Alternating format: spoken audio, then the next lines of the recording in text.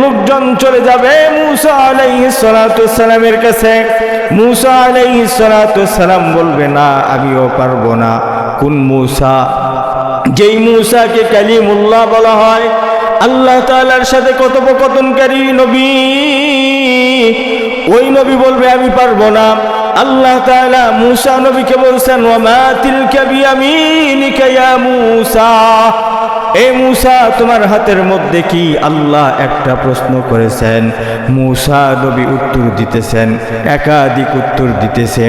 ক্বালা হিয়া আসাই আতাওয়াক্কাউ আলাইহা ওয়া আহুশু বিহা আলা গনামি। আল্লাহ প্রশ্ন করছেন তোমার হাতের মধ্যে কি? মূসা নবী বলেন, আল্লাহ আমার হাতের মধ্যে লাঠি, এই লাঠি দিয়ে আমি লাঠির উপরে ভর দিই, এই লাঠি দিয়ে বকরির পাতা বাড়ি, বকরি চড়াই। আল্লাহ পাক রব্বুল আলামিনের সামনে মূসা নবী এত কথা বলতেন, যখন বিচারের কার্য শুরু হয়ে যাবে, ওই মূসা, যেই মহান রব্বুল আলামিন আমাদেরকে এই পর্যন্ত সুস্থতার সাথে নেক হায়াত দান করে, অসংখ্য অগণিত মানুষের মধ্যে থেকে ছাঁটাই বাছাই করে আল্লাহ পাকের ঘর মসজিদে জুমার নামাজ পড়তে আসবার তৌফিক দান করছেন, সেই মহান মনিব স্রষ্টা আল্লাহ পাকের শুকরিয়া আদায় করি। আমরা সকলেই জবান খুলে উচ্চ আওয়াজে বলি আলহামদুলিল্লাহ। লাখো কোটি দরুদ সালাম বিশ্ব মানবতার মুক্তির দূত আকায়ে নামদার তাজদারে মদিনা মুহাম্মদ মুস্তাফা জনাবে মুহাম্মদুর রাসূলুল্লাহ সাল্লাল্লাহু আলাইহি ওয়াসাল্লামের প্রতি মুআজ্জাজ হাজিরিন, গত কয়েকটা সপ্তাহ ধরে আলোচনা চলতেছিল কিয়ামত নিয়ে। কিয়ামত সম্পর্কে আলোচনা করতে গিয়ে আমি প্রথমে বলেছিলাম, কিয়ামতের আলামত প্রকাশিত হবে বড় বড় আলামত 10টি আলামত বলতে যায় আমি বলেছিলাম ইমাম মাহদি আলাইহিস সালাতু সালামকে চেনার আলামত 10টি। এরপরে বলেছিলাম গত জুমায় দাজ্জালের আগমন ঘটবে, দাজ্জালের আলামত সম্পর্কেও আলোচনা করেছিলাম 12টি। আজকেও আমি কিয়ামত সম্পর্কেই আলোচনা করতে চাই, কেননা কিয়ামত সম্পর্কে রাসূল সাল্লাল্লাহু আলাইহি ওয়াসাল্লাম বলছেন, যখন জুমার মেম্বার থেকে, তাফসির মাহফিল থেকে, দ্বীনি মাহফিলগুলা থেকে যখন কিয়ামতের আলোচনা উঠে যাবে, বন্ধ হয়ে যাবে, তখন কিয়ামত খুব সন্নিকটে হবে। এই জন্য রাসূল সাল্লাল্লাহু আলাইহি ওয়াসাল্লামের হাদিসকে সামনে রেখে কিয়ামত সম্পর্কে আলোচনা আমাদের হওয়া দরকার। ইমাম মাহদি আলাইহিস সালাতু সালাম দুনিয়াতে আসবেন। ইমাম মাহদিকে সহযোগিতা করার জন্য আল্লাহ তাআলা হযরতে ঈসা আলাইহিস সালাতু সালামকে দুনিয়াতে পাঠাবেন। এটাও আমি বলছিলাম, ঈসা আলাইহিস সালাতু সালাম দুনিয়াতে আসবেন 40 বৎসরের ঊর্ধ্বে উনি দুনিয়াতে থাকবেন। বিয়ে করবেন 2টা, ওনার 2টা স্ত্রী থেকে 7টা সন্তান আল্লাহ তাআলা দান করবেন। আবারও বলতেছি, ঈসা আলাইহিস সালাতু সালাম দুনিয়াতে আসবেন, আসার পরে 40 বৎসরেরও বেশি দুনিয়াতে থাকবেন। উনি বিবাহ করবেন 2টা স্ত্রী থেকে আল্লাহ তাআলা 7টা সন্তান দান করবেন। আজীব একটা ঘটনা আমি কথা আপনাদেরকে শোনাই। ঈসা আলাইহিস সালাতু সালাম আমাদের নবী মুহাম্মদুর রাসূলুল্লাহ সাল্লাল্লাহু আলাইহি ওয়াসাল্লামের রূহানি সন্তান। বলবেন হুজুর কিভাবে? রুহানি সন্তান। কোন নবীর? আমাদের নবী মুহাম্মদুর রাসূলুল্লাহ সাল্লাল্লাহু আলাইহি সাল্লামের।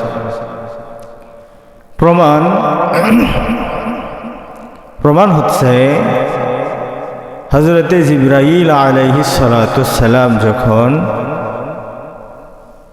মরিয়ম আলাইহিস সালাতুস সালামকে এসে ফু দিয়েছিলেন, জিবরাইল উনি কি ওনার রূপ ধারণ করে এসেছিলেন? না, একটা পরিপূর্ণ কামিল আকমাল শব্দ লিখছেন কিতাবের মধ্যে, পরিপূর্ণ একটা মানুষের আকৃতি রূপ নিয়ে এসে মরিয়মকে ফু দিয়েছিলেন। আপনারা ইতিহাস জানেন না, মরিয়মকে একটা ফু দিয়েছিলেন, সেই ফুয়ের মাধ্যমেই মরিয়ম গর্ভবতী হয়ে গেছিল। তো সকলেরই জানা। জিবরাইল আলাইহিস সালাতুস সালাম পরিপূর্ণ একটা মানুষের আকৃতি ধারণ করে এসে মরিয়মকে ফু দিয়েছিলেন। পরিপূর্ণ মানুষকে, মানুষ কাহাকে বলা হয়? পরিপূর্ণ মানুষ একজনই, মুহাম্মদ আরবি সাল্লাল্লাহু আলাইহি ওয়াসাল্লাম। রাসূলুল্লাহ সাল্লাল্লাহু আলাইহি ওয়াসাল্লামের রূপ ধারণ করেই মরিয়মকে জিবরাইল আমিন ফু দিয়েছিলেন। এই জন্য ঈসা আলাইহিস সালাতুস সালামকে আল্লাহ রসুলের রুহানি সন্তান বলা হয়। এক। দ্বিতীয় নম্বর আর একটা দলিল, আমাদের নবী মুহাম্মদুর রাসূলুল্লাহ সাল্লাল্লাহু আলাইহি ওয়াসাল্লাম প্রথম বিবাহ করেছিলেন আম্মা জান হযরতে খাদিজাতুল কুবরা রাদিয়াল্লাহু তাআলা আনহাকে। আম্মা জান খাদিজাতুল কুবরার হায়াতে, জিন্দেগিতে দ্বিতীয় আর কোনো বিবাহ করেন নাই। আম্মা জান খাদিজাতুল কুবরা রাদিয়াল্লাহু তাআলা আনহা যখন মৃত্যুবরণ করতেছিলেন, মৃত্যুর আগ মুহূর্তে আম্মা জান খাদিজাকে আল্লাহর রাসূল ডাক দিয়ে বলতেছেন, ওগো বিবি, আপনার টেনশনের কোনো কারণ নাই, কবরে আপনি একা একা থাকবেন না, আমার আরো দুইজন বিবি আপনাকে কবর দেশে, কবর জগতে আপনাকে স্বাগতম জানাবে।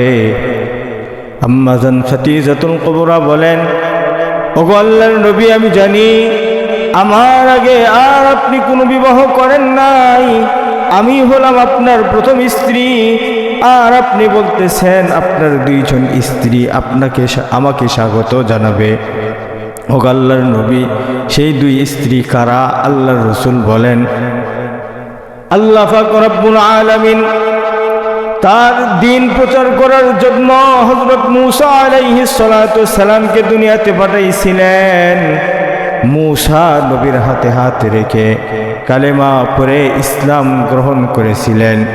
এই ইসলাম গ্রহণ করার কারণে নমরুদ তাকে, ফেরাউন তাকে অত্যন্ত জুলুম নির্যাতন করেছিল। সে হলো আসিয়া। এই আসিয়ার সাথে আল্লাহ তাআলা জান্নাতেও আমার বিবাহ করায় দিবেন।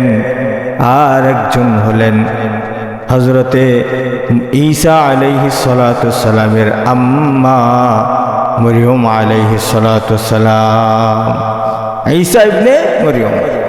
এই সূত্রে আল্লাহর রাসূল বলেন, ঈসা আলাইহিস সালাতু সালাম আমার রূহানি সন্তান। ঈসা আলাইহিস সালাতু সালামকে আল্লাহ তাআলা যেই দুইটা বিবি দান করবেন দুনিয়ার মধ্যে, আর যেই 7টা সন্তান দুনিয়ার মধ্যে দান করবেন, এই 7টা সন্তান এবং 2জন বিবির কালেমাও হবে আমাদের নবী মুহাম্মদুর রাসূলুল্লাহ সাল্লাল্লাহু আলাইহি ওয়াসাল্লামের কালিমা। কালিমাটা কি? লা ইলাহা ইল্লাল্লাহু মুহাম্মাদুর রাসূলুল্লাহ। ঈসা আলাইহিস সালাতু সালাম যখন দুনিয়া ছেড়ে চলে যাবেন, মানুষজন আস্তে আস্তে আবার খারাপ হয়ে যাবে। দুনিয়ার মধ্যে আল্লাহ নাম বলার মতো কোনো মানুষ থাকবে না। তখনই আল্লাহ তাআলা হযরতে ইসরাফিল আলাইহিস সালাতু সালামকে ডাক দিয়ে বলবেন, ইসরাফিল আর অপেক্ষা নয়, এবার তুমি সিংহার মধ্যে ফুৎকার দিয়ে দাও। সিংহার মধ্যে হযরতে ইসরাফিল আলাইহিস সালাতু ওয়াস সালাম সিংহা ফুৎকার দিবে। বাঁশি যখন বাজায় দিবে, আসমান জমিন তুলার মতো উঠতে থাকবে। প্রথম যেই জুমায় আমি বলেছিলাম, যে আয়াতটা তেলাওয়াত করেছিলাম, সে আয়াতটা আমি আজকে আবারও তেলাওয়াত করতেছি। আল্লাহ পাক রব্বুল আলামিন বলেন, ইসরাফিলের ফুয়ের মাধ্যমে আসমান দীর্ণ বিদীর্ণ হয়ে যাবে। আসমান কত বড়! আসমান সমূহ ইদাস সামাউন ফাতারাত, একটা আসমান নয়, 7টা আসমান আছে। আসমান কত বড়! আসমানের প্রসারতা হচ্ছে কিতাবের মধ্যে লেখছে, আমরা যেটা দেখি আমাদের চোখের সামনে উপরের দিকে তাকাইলে যেটা দেখা যায় সেটা হলো মেঘ। এর উপরেও আছে আসমান। আসমান থেকে জমিনের এই ফাঁকা জায়গাটা 500 বছরের রাস্তা। কিভাবে 500 বছরের রাস্তা হয়? আল্লাহর নবী সাল্লাল্লাহু আলাইহি ওয়াসাল্লাম যেদিন মিরাজে গেছিলেন, সেদিন নিজে দেখে এসে বলেছেন, আল্লাহর রাসূল বলেন, দ্রুতগামী ঘোড়া যদি 500 বছর রাস্তা অতিক্রম করে, কোনো জায়গায় দম নিয়ে নয়, এক লাগাতার 500 বছর অতিক্রম করে, যত দূর পর্যন্ত যাবে, জমিন থেকে প্রথম আসমানের দূরত্ব হবে তত দূর পর্যন্ত। আরো সহজে বলি, প্রথম আসমানের কাছে এই জমিনটা একটা সরিষার দানার মতো।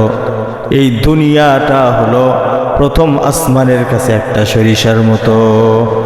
দ্বিতীয় আসমানের কাছে প্রথম আসমানটা হলো একটা ডিমের মতো। এরকম করতে করতে করতে করতে 7টা আসমান পার হয়ে যাবেন। 7টা আসমানের উপরে আছে আল্লাহ পাকের আরশে আজিম। আরশে আজিমের পাওয়া চেয়ার, যেটা আল্লাহ তাআলা যেই চেয়ারে বসবেন, সেই চেয়ারটার ওইরকম 4টা পাওয়া আছে। 4টা পাওয়ার, একটা পাওয়ার কাছে আসমান জমিন গ্রহ নক্ষত্র যা কিছু আছে সবগুলোই হলো একটা ডালিমের মতো। 4টা পায়ার, একটা পায়ের কাছে আসমান জমিনের যা কিছু আছে সব কিছুই একটা ডালিমের সমান। তাহলে ওই চেয়ারের একটা পাওয়াই যদি এত বড় হয়, 4টা পাওয়া কত বড় হবে? 4টা পাওয়া যদি এত বড় হয়, তাহলে চেয়ারটা কত বড় হবে? যে আল্লাহ পাক রব্বুল আলামিন ওই আরশে আজিমে বসবেন, ওই আল্লাহ তাআলা কত বড়! আল্লাহু আকবার। এই জন্যই তো বলা হয় আল্লাহ বড়। কত বড়! আল্লাহর কোনো আকার নাই। আল্লাহ দুনিয়া আসমান জমিন যা কিছু আছে সব কিছুর চাইতেও আল্লাহ তাআলা বড়। এই আসমান জমিন ফেটে দীর্ণ বিদীর্ণ হয়ে যাবে, তারকাগুলা ফেটে যাবে। আল্লাহ পাক রব্বুল আলামিন আরেক জায়গায় বলেন, ওয়াইদাল কুবুরু বু'থিরাত। দ্বিতীয়বার যখন ইসরাফিল সিংহার মধ্যে ফুৎকার দিবে, কবরের মধ্যে জমিনের মধ্যে যত মানুষ দাফন করা হয়েছিল সমস্ত মানুষগুলা উঠে দাঁড়ায় যাবে। আর যত মানুষ দুনিয়ার মধ্যে জীবিত ছিল সমস্ত মানুষরা সিংহার আওয়াজে কান ফেটে স্ট্রোক করে মারা যাবে। আল্লাহ পাক রব্বুল আলামিন বিচারের আসনে বসবেন, বান্দাদের হিসাব হবে। দুনিয়ার মধ্যে আল্লাহ তাআলা যখন আমাদেরকে পাঠাইছেন, আল্লাহ পাক রব্বুল আলামিন আমাদের সাথে 2জন ফেরেশতা পাঠাই দিয়েছেন। সম্মানিত ফেরেশতা, একজন হলেন কেরামান, দ্বিতীয়জন হলেন কাতিবিন। দুনিয়ার মধ্যে আসার পর থেকে মৃত্যুর আগ পর্যন্ত যা কিছু আমি আপনি করি না কেন, সব কিছুকেই আল্লাহ তাআলা এই 2জন ফেরেশতার মাধ্যমে আমাদের আমলনামা লিপিবদ্ধ করে রেখেছে। আল্লাহ পাক রব্বুল আলামিন যখন বিচারের কার্য শুরু করবে, নবী রাসূলরা পর্যন্ত আল্লাহ তাআলার কাছে তাকায় বলবে, আয় আল্লাহ, আমার কি হবে, আমার কি হবে? পুরা হাসরের মধ্যে একটাই আওয়াজ থাকবে, আল্লাহ আমার কি হবে, আমার কি হবে? মানুষজন নবীর কাছে চলে যাবে। প্রথম চলে যাবেন হযরত আদম আলাইহিস সালাতু ওয়াস সালামের কাছে। আদম নবীকে ডাকতে বলবেন, ওগো আব্বাজান, আপনি হলেন প্রথম মানুষ, আপনি আমাদের জন্য আল্লাহ তাআলার কাছে সুপারিশ করেন। আল্লাহ তাআলা যেন অতি তাড়াতাড়ি বিচারের কার্য শুরু করে দেয়। আদম আলাইহিস সালাতু সালাম বলবে, আমি পারবো না, তোমরা যাও অন্য নবীর কাছে। ঈসা আলাইহিস সালাতু সালাম পর্যন্ত যত নবী এসেছেন সমস্ত নবীর কাছে যাওয়ার কথা বলবেন। লোকজন চলে যাবে মূসা আলাইহিস সালাতু সালামের কাছে। মূসা আলাইহিস সালাতু সালাম বলবে, না, আমিও পারবো না। কোন মূসা? যেই মূসাকে কালিমুল্লাহ বলা হয়, আল্লাহ তাআলার সাথে কথোপকথনকারী নবী, ওই নবী বলবে, আমি পারবো না।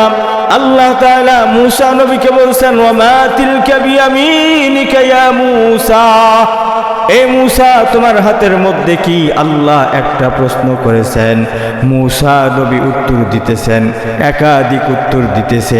ক্বালা হিয়া আসাই আতাওয়াক্কাউ আলাইহা ওয়া আহুশু বিহা আলা গনামি। আল্লাহ প্রশ্ন করছেন, তোমার হাতের মধ্যে কি? মূসা নবী বলেন, আল্লাহ, আমার হাতের মধ্যে লাঠি, এই লাঠি দিয়ে আমি লাঠির উপরে ভর দিই, এই লাঠি দিয়ে বকরির পাতা বাড়ি, বকরি চড়াই।